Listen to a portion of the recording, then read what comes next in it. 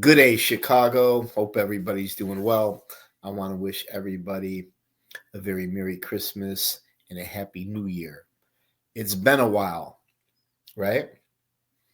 I've been busy, I've been traveling, I've also been working on new content that I'm going to drop. Probably one or two shows by the end of the year, and then several more in 2025. Appreciate everybody's support. If you like my Chicago mob trial stories, please hit the like button, subscribe, share with your friends. As some of you know, I'm out and about. I'm all over the city of Chicago and the suburbs, hanging out at all the great places. And just recently, I was out and about and actually had three heavyweights, if you will, approach me as gentlemen. Were very cordial, were very nice to me. I don't know if it was because I was out in public or if it was the people that I was with, but they basically let me know, Jimmy, no more articles. I caught the plate. I knew exactly what they meant. So, out of respect to them and others, I will definitely keep their names out of my stories. As most of you know, the vast majority of my stories, my YouTube channel, is all about the 30 plus major federal trials that I went to, going back to the early 1990s to the mid 2000s. My channel is intended to educate and entertain. The last thing I want to do is disrespect or upset anybody. If there's any videos or any stories that I did in the past that you do not like or you feel slighted by, reach out to me. One push of the button and it's deleted. So, having said that, I'm going to share with you what I've been working on and what I'm going to drop in the very, very near future. I'm going to do a Mount Rushmore, my Mount Rushmore of government informants, rats, snitches. And one of these men, if you want to call him a man, was paying the Chicago outfit street tax for years, got tired of getting verbally and physically abused by some of the outfit guys, and decided to get revenge. This scumbag actually wired up his apartment trying to get mob guys on tape incriminating themselves. He was also used in the family secrets trial as one of the first witnesses called.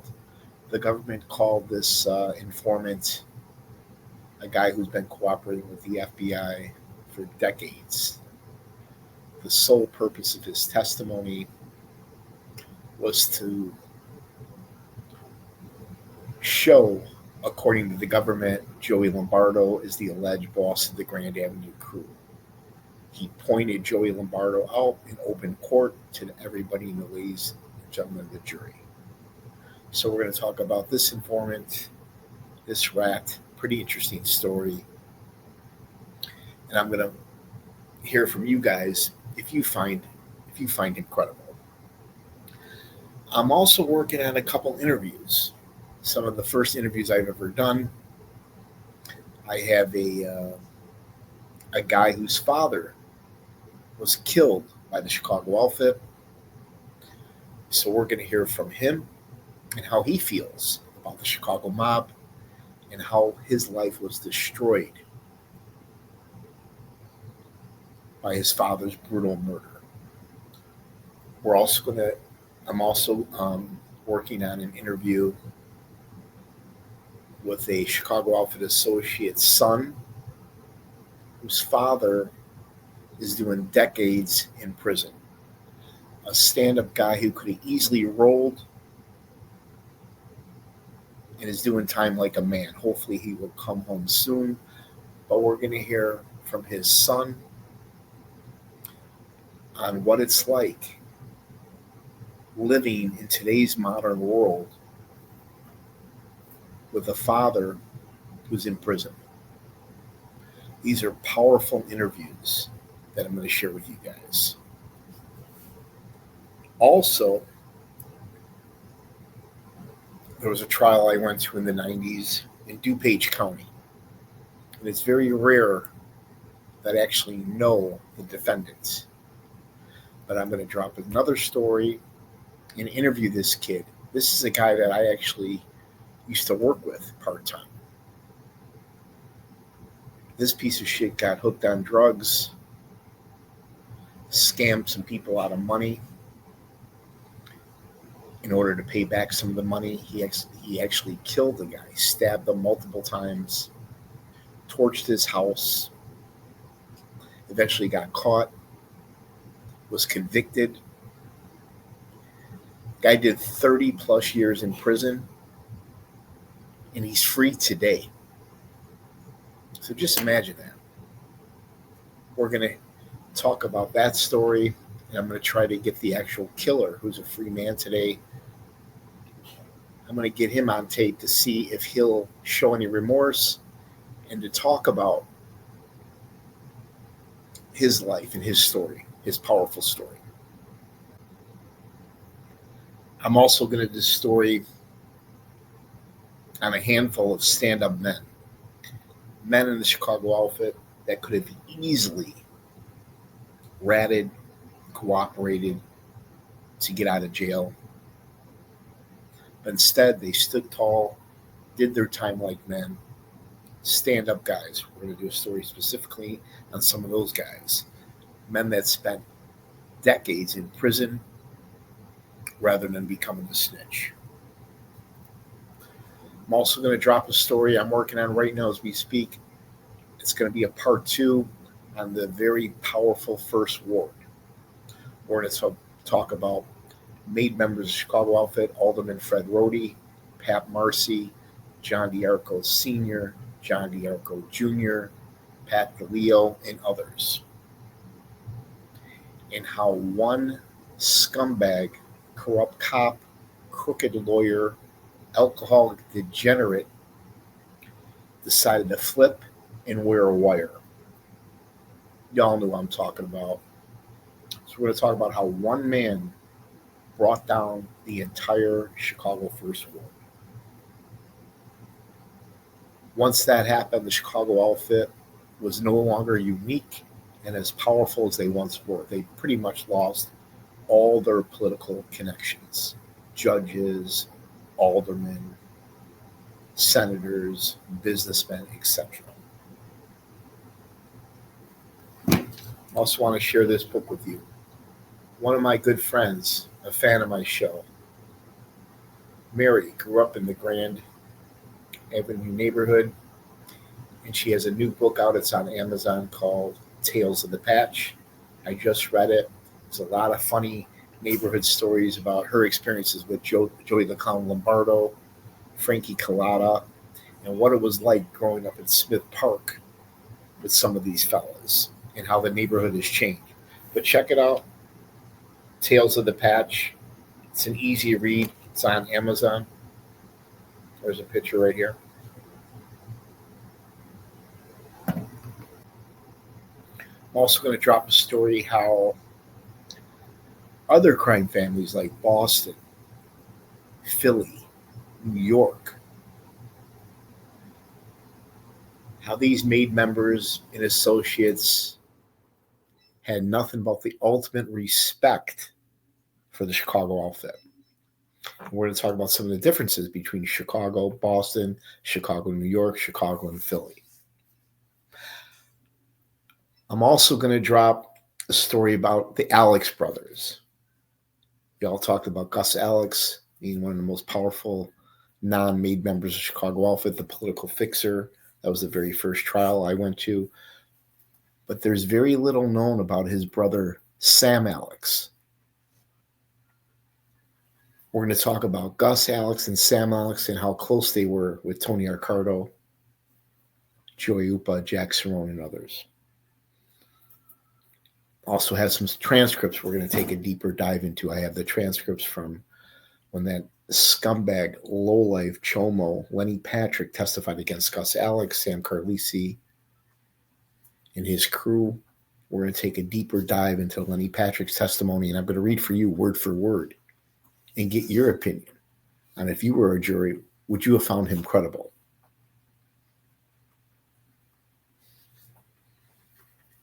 As we all know, though, for the past couple of years, I always tell very powerful stories on other people's tragedies, right? Guys that were clipped and killed by the Chicago mob. Guys that spent football years, decades in prison. How their families are destroyed, how their lives are destroyed. Their tragic stories. So today we're going to switch gears. We're going to take a little detour from the Chicago mob, and I'm going to share with you 2 tragedies that happened in my family. A part 1 and a part 2. Now, some of us are blessed, some of us are cursed, right? I was very fortunate to have a wonderful upbringing. My father, Scotch-Irish, on my mom's side, 100% Italian. My mom's family came from Cosenza, Italy.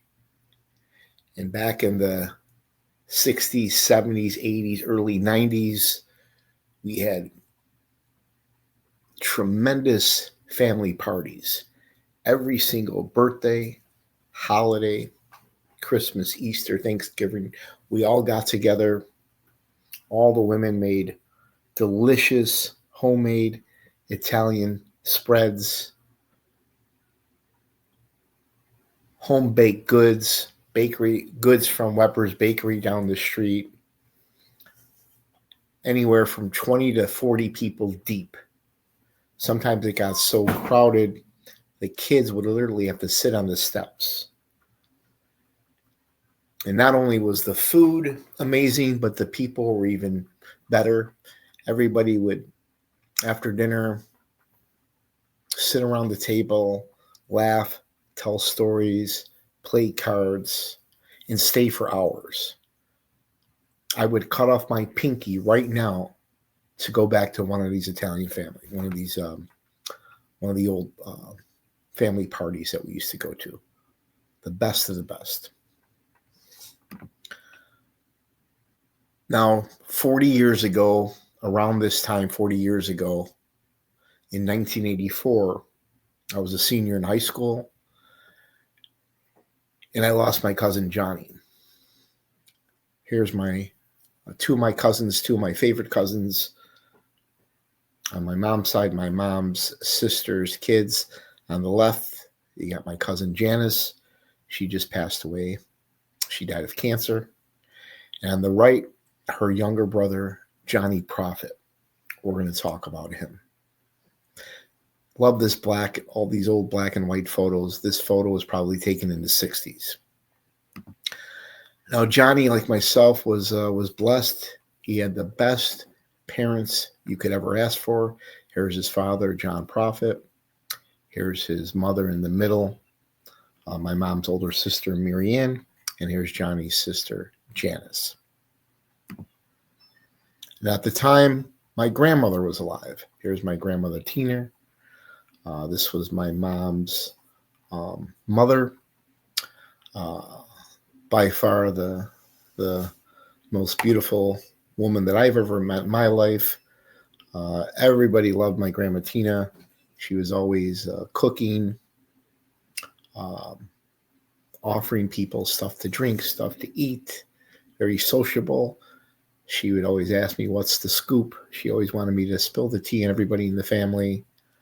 But I was very blessed to spend time with my grandmother. Some people never get a chance to spend time with their grandparents. And here's my cousin Johnny. Here's his 2 sisters, Janice, Joanne.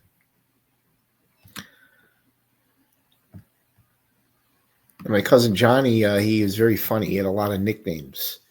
And I remember every month my grandmother would take me to the local barber, and I would get a buzz cut. And I remember I would cry and get upset. I'd have to wear a hat for a couple weeks until my hair grew back. And my cousin Johnny, every time he saw me with a fresh haircut, he would yell out loud and call me Bonehead. My cousin Johnny also had nicknames for some of our other cousins. My cousin Little April, when he would play dodgeball and baseball, sometimes he would run a little slow, and my cousin Johnny would call him Turtle. I remember growing up as a young boy, as a teenager, and Johnny used to let us hang out in his bedroom. And that was always super, super cool.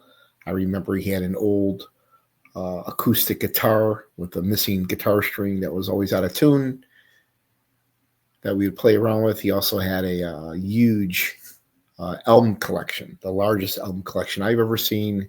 This is what introduced me to all the great bands in the 70s and 80s.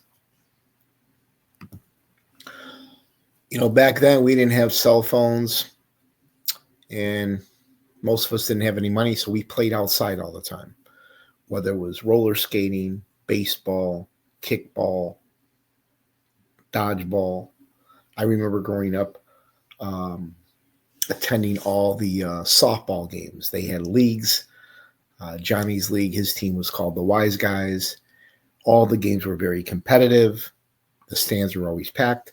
Sometimes they would gamble on the games. Sometimes the fights would break out. But I remember as a kid, as a young teen, always watching my cousin Johnny and his friends go at it at the park playing softball, something you don't see too much anymore. Also, every year, every summer, my family, we would rent a cottage in Indiana Beach in Lake Schaefer. I have a lot of fond memories of Johnny, my cousins, my aunts, my uncles. We would rent boats. We would rent a cottage. We would go to the boardwalk, spend like a week there. I have a lot of great memories of my cousin Johnny. He was always the life of the party, always had everybody laughing their asses off.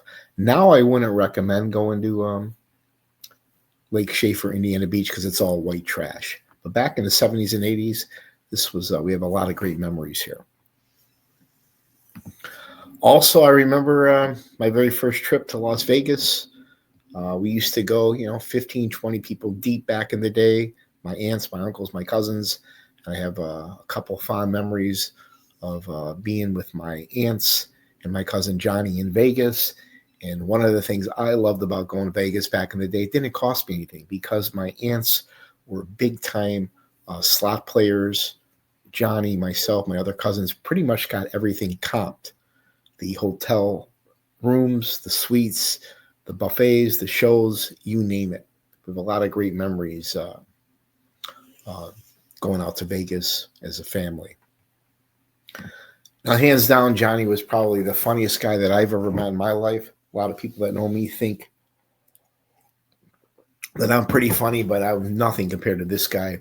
And every now and then, my cousin Johnny would dress up as the Saturday Night Live drunken priest, Father Guido Sarducci. Here's him doing a skit for Saturday Night Live. And you can see in the photo, he had the tinted glasses, the mustache, Italian looking, thin. You could see the resemblance, right? There's Johnny with the tinted sunglasses, the mustache, good looking guy. And he would have a cigarette and a glass of wine. And he would speak in an Italian-American broken accent. But this was, my cousin did a first-class impression on the father. I tried to show a clip on YouTube, but they blocked it. So as you can see, my cousin Johnny, myself, we had a great upbringing, wonderful parents. Grandmothers were both alive, lots of uncles, lots of family parties. And then fast forward, it all changed once my cousin Johnny became a Cook County sheriff. Not everybody is cut out to be a cop. As soon as he became a cop, Johnny changed. I guess it was the power that comes along with being a cop, having a gun, having a badge, meeting certain people. We immediately noticed a change in him, especially Johnny's father. He started to worry early on that his son was drifting, if you will. And a big part of being a Cook County sheriff is you have to spend time in the court buildings. You also have to spend time working the Cook County jail. As most of us know, the Cook County jail and the Cook County court building next to it is one of the oldest, most corrupt, most violent jails in the country. This is right up there with LA County Jail in Rikers Island. But part of my cousin's career, he had to spend a lot of time here. They couldn't pay me enough to work at the Cook County court building or the Cook County jail. So once my cousin became a cop, a Cook County sheriff, he changed. That was the initial warning that we somehow missed. Then he started drinking heavily. So just think about that's a bad mix. You got a Cook County sheriff, a cop, right? Loves being a cop, loves the power of having a gun, a badge, and now he's drinking. I remember a few nights my dad would get a call in the middle of the night by Johnny's father. Johnny would be out at mobbed up bars in Berwyn, Melrose Park, Cicero, and some nights he got out of hand. Maybe he was overserved, maybe he was shooting his mouth off. But as we all know, those are bars you definitely don't want to mess around in. And my Uncle John wasn't a drinker, but my dad knew every bar on the Southwest Side. So my dad and Johnny's father several times had to go and get Johnny out of these bars, get him home safe so he didn't get hurt or get in trouble. And now to add more fuel to the fire, if you will, my cousin fell in love. Now, we all know what love can do to a man, right? Some guys, if they get their heart broken, it's no joke, bro. They fall to pieces. Others, like myself, are stronger. Yes, it hurts, but we get through it. There's many worse things than getting your heart broke. So I'm trying to paint the scenario for you, the warning signs, what we missed. You had a young Cook County cop, Cook County sheriff, 28 years old, loves the power of being a cop, having a gun, having a badge, throwing his weight around, working in nasty, corrupt place like this, drinking heavily, falls in love. 40 years ago, around this time, right before Christmas time, rather than thinking about his wonderful parents, his grandmother, his sisters, his cousins, his family, his friends, he catches his girlfriend with another man, goes out, gets wasted, and commits suicide. My cousin Johnny killed himself right around Christmas 40 years ago, 1984. I will never forget this day. My father woke me up in the middle of the night and said, wake up, John Prophet is dead. I woke up, I thought it was my Uncle John, because my Uncle John was older in age. I found out shortly it was my cousin. He committed suicide in the Forest Preserve. Destroyed our family. Now, at the time, everybody felt sorry for Johnny, especially on my mom's side. You know, poor Johnny must have been in so much pain. But my dad, being Scotch-Irish, not really a big fan of my mom's Italian family. At first, he was mad at Johnny.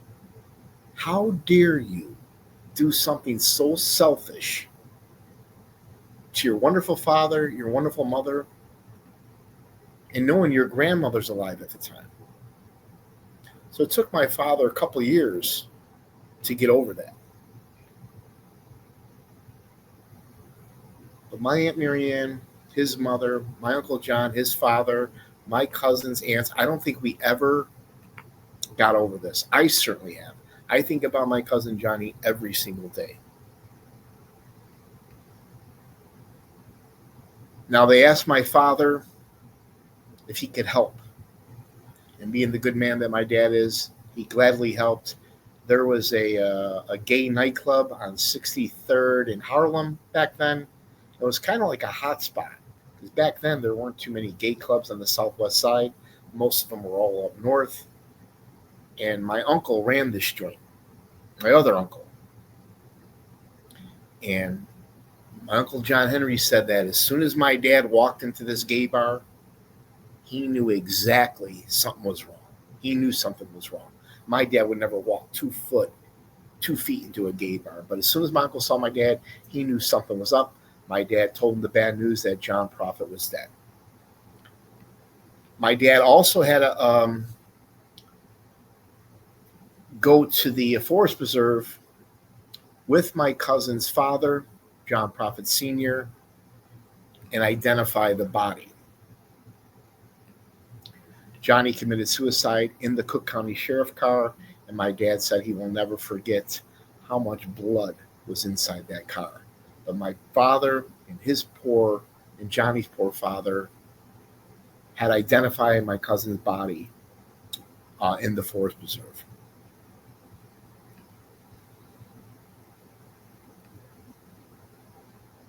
Now, John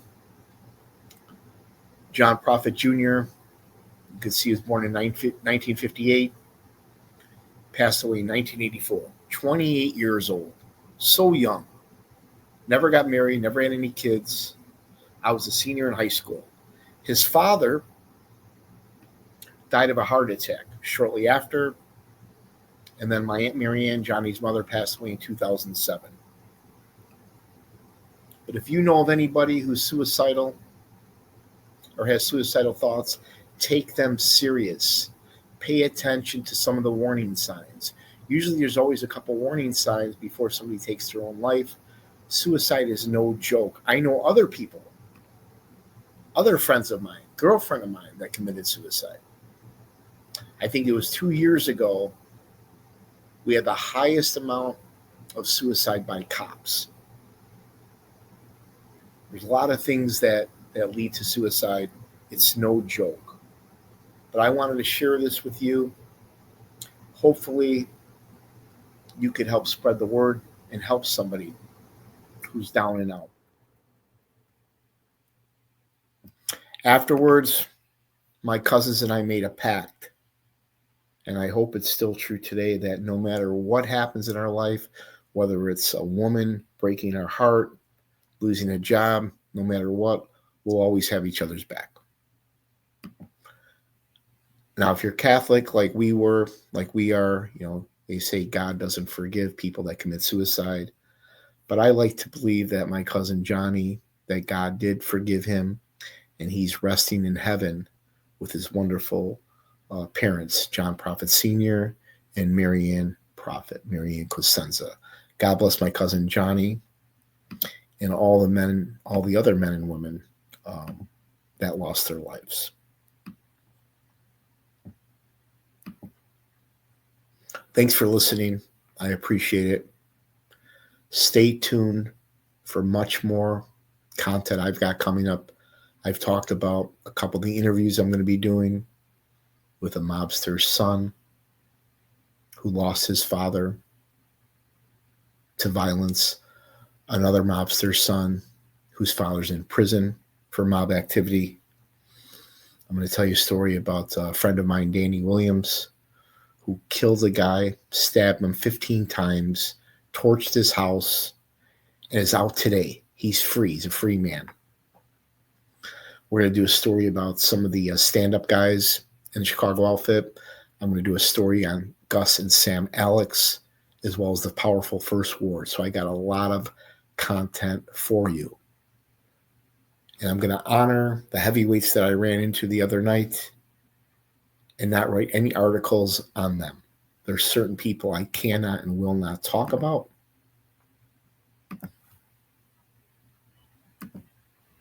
And last, again, go to Amazon if you're interested in learning some neighborhood stories about the old patch, Joe Lombardo's neighborhood, my neighborhood. Tales from the Patch, you can buy this on Amazon. Hope everybody has a Merry Christmas and a Happy Holidays.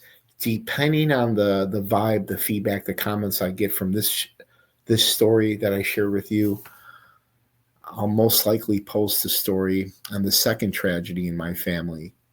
1997, my beautiful 19-year-old niece, Heather, was shot and killed in Melrose Park. I'm going to share that story with you as well. Happy holidays. Hope everybody's doing well. Stay safe. Let me know what you guys think. And please stay tuned for more. Ciao.